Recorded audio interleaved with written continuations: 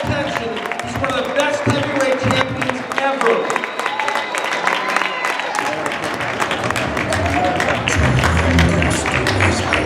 Thank you. I'd like to thank the Nevada Boxing Hall of Fame, Mr. Work Great Award. Rich, you know, I did a lot of work trying to get me here. Thank you. We've got a great team. They were on me. A lot of people don't really know my history. They even wonder what country I'm from. It's amazing though. And first I'd like to even thank my mother. Quiet. I'd like to thank my mother. Because my mother was really the one that really started me in boxing. How she started me in boxing? Because I was naughty. And she used to beat me. Right there, sir. I used to run around and protect myself, you know. I'll go out the other side. No. So she really helped me as well. And I never realized my mother loved me so much until Yeah, I think maybe we should. And she used to come to all my camps and cook my food for me. And I was wondering, Mom, why do you do that? She said, Guys, please try to limit your photos because we can't block the aisle. she would have loved to be here today. Please limit your photos. Take some and then kind of back up. I said, Mom, I love you. I wish you were here. I knew you wanted to make it.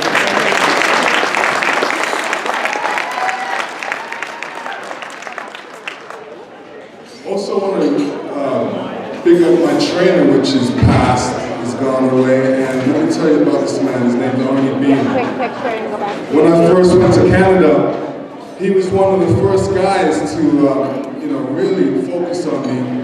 You know, I was doing all kinds of sports. I was playing basketball, football, on the wrestling team. After school, he used to tell me to come boxing. And if I didn't come for a couple of days, he would come and look for me. I said, come on, come boxing. So he spent the time with me, which I needed because, you know, I was doing other things, had some bad friends, but, you know, anytime there was a situation where I could have got in trouble, or it's hurt my mother in my head, you know, and I didn't want the police to come to my mother and say, oh, he's been a naughty boy, because my mother would deal with me a lot different than the police or anybody else. So again, I thank my mother and my trainer, Ary Beck, who bought me my first headgear and my first job. I said, well, thanks. And, you know, he said, if I ever needed any money, because, you know, my mother was looking after me at that time, and it was hard for her, and, you know, she was working hard on the job, and she was looking after a big kid that ate a loaf of bread in 2 days. She would come home and say, where's the bread? I said, I ate it. At that time, I loved peanut butter and jelly sandwiches, and I used to make like triple deckers and eat them.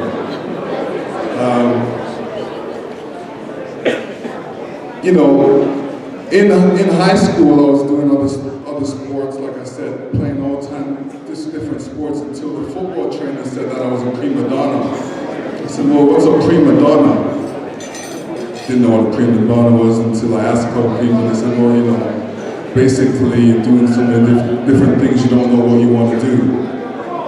And I looked at it as, well, you know, I wanted to do boxing, I wanted to play all these different sports, but with boxing, I realized it was an individual sport. If you work hard at it yourself, you can become really popular at it. So, hello? Yo, somebody's making a speech up here. Can we have some quiet, please?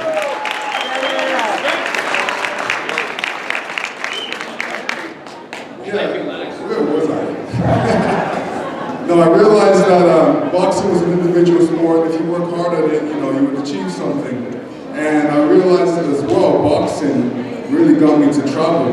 So if you were good at it, I was the best in Ontario. And I made the Canadian team and everything, and I was able to travel the world. By traveling the world, I was able to learn a lot of different things. That's why amateur boxing is so important, especially for us professional guys to really go back and help our amateur system grow these young boxers. And I find that these young boxers need to be governed and trained and tutored. And you know, they look up to us because they watch us on TV, so it's very important for us to give back in that sense. This is why I've elected to do that. I just want to tell you a bit about the fact that I was born in England, but I was raised in Canada. Canada was the country that nurtured me and looked after me. I boxed for 2 Olympics for Canada, 84 and 88. I lost in the 84 Olympics to Ary Beck. And the only reason I lost to Ary Beck is because I didn't have a lot of experience. And experience for young fighters is very important. And the experience factor for young fighters really helps them develop, especially when they get to be a professional fighter. And this is why I've elected to become part of Global Legacy in Canada with Les Woods. Let's stand up, let everybody see. This is the CEO of the company. We're going to create a platform up there for young fighters to display their talent and young fighters to know that there's people that care about them that want to show them to the world. And for everybody in the world, or other managers and boxers, promoters, Global Legacy is here.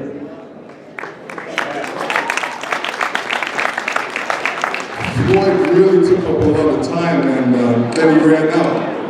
And he said he was the best fighter ever. Oh, I got something to say about that. Yeah.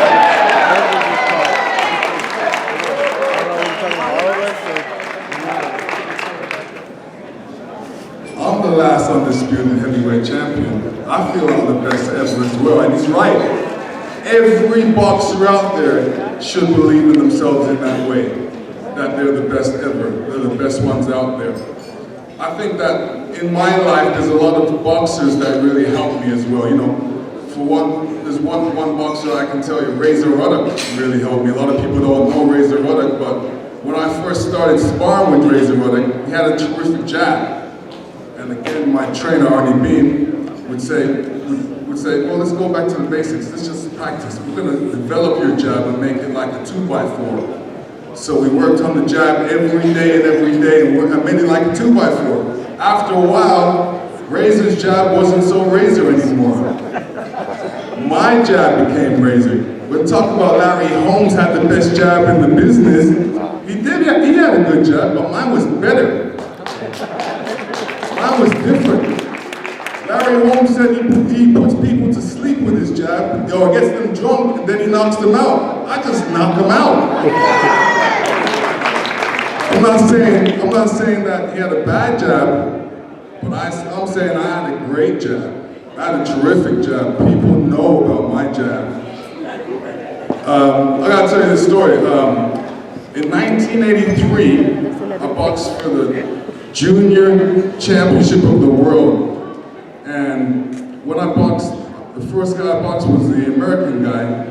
And I beat him pretty easy because the American team had one of the best teams next to the Cuban team. Cuban team was there too. So I beat the American, then the Cuban I was supposed to fight. Something happened to his hand, he broke his hand, and they said he couldn't fight me. So I was happy that I won this tournament and everything, and then all of a sudden, a couple of American guys said, well, you didn't box the best guy on the team. I said, well, who's the best guy on the team? He said, well, he couldn't come, his trainer wouldn't allow him to fly, his trainer doesn't want to fly. So me and my trainer, Ary Beck, said, who is this guy? Well, he lives up in Catskills. So I said, well, who is he?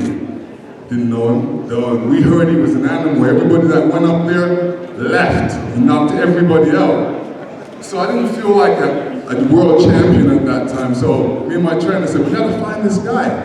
So we drove up all the way to the Catskills, and when we went up to the Catskills, Razor Ruddock was up there. And I said, Razor, how was it? He said, I don't know.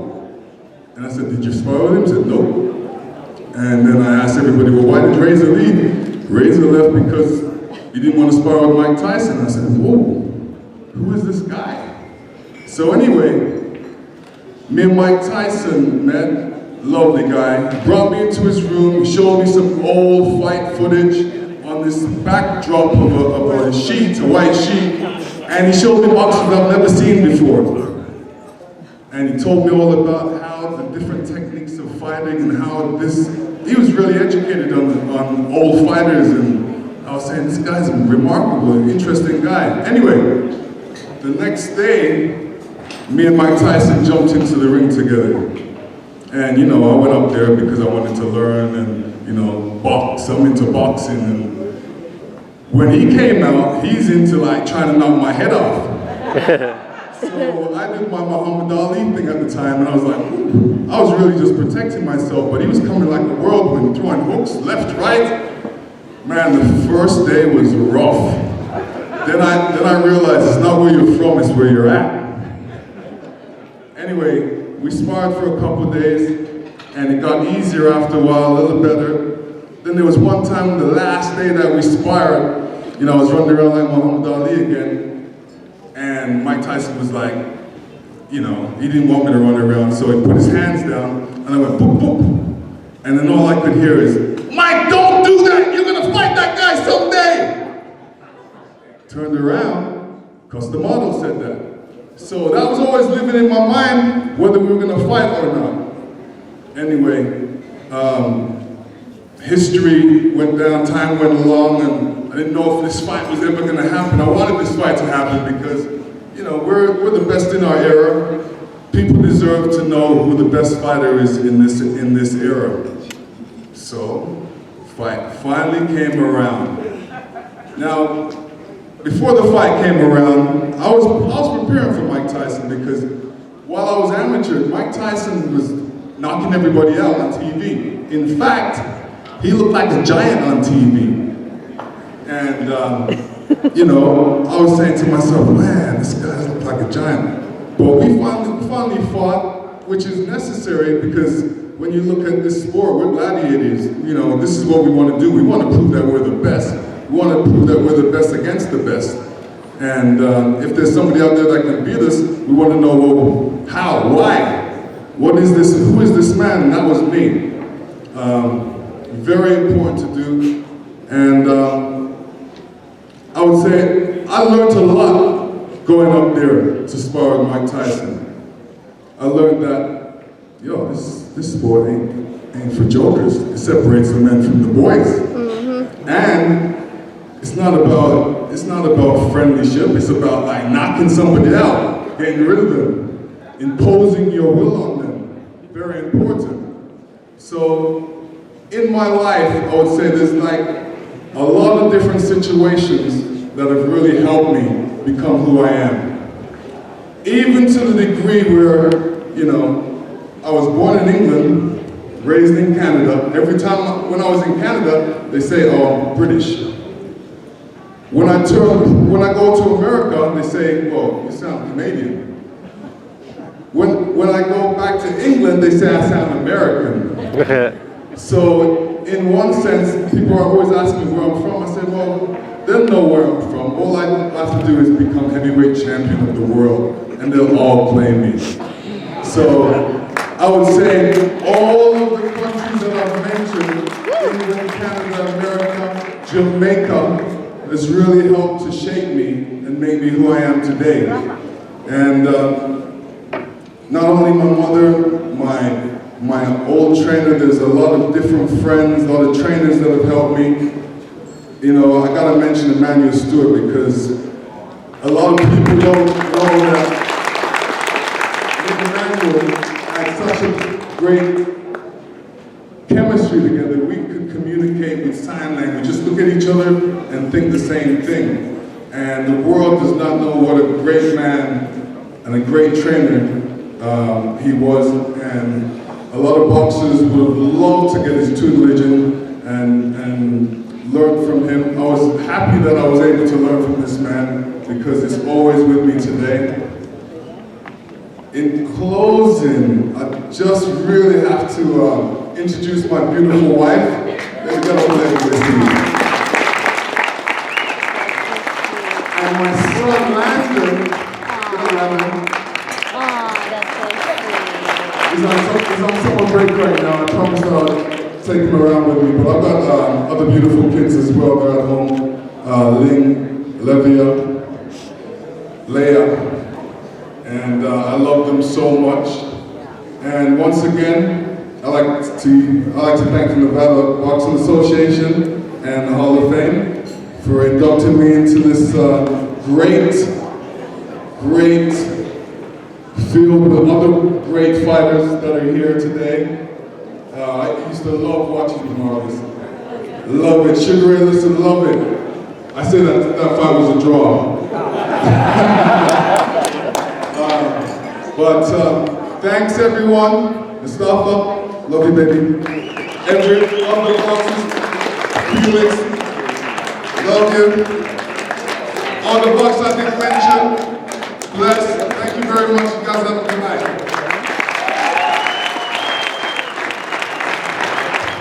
Photographer, go down. Cabrones.